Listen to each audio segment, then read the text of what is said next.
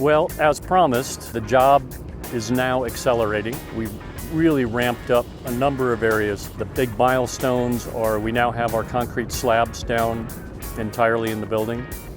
We have masons going on putting up brick, and we have Horst doing all their framing, and they've moved into interior framing. So we are now hitting it on both fronts, inside and outside.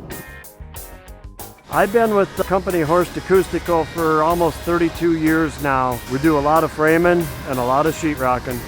Yeah, we got anywhere from 2-foot studs that are 6-inch 16 gauge up to 32-foot studs. We've got a lot of different materials come into this job, and it is a lot to be looking at and keeping busy with.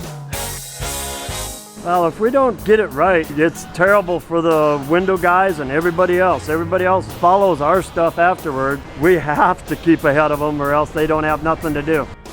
This one gives you a challenge. It makes you think a little. It'll be something to be proud of when it's all said and done.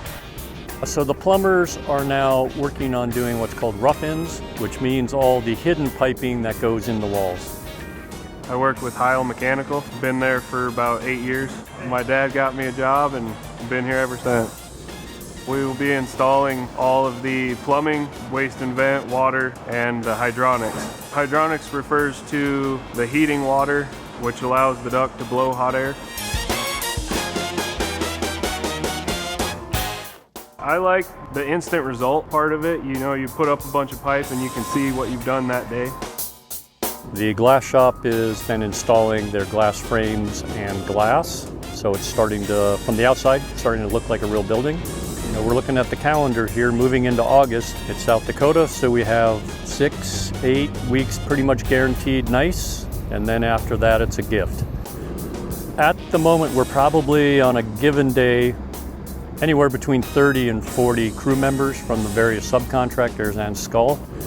And depending on the day, I either feel like a juggler, where I have 15 balls in the air and trying to keep them all going. Some days it's kind of more like a field general where you're issuing order to your troops, and then in the fog of war it all falls apart that day. But you kind of try and get it back together.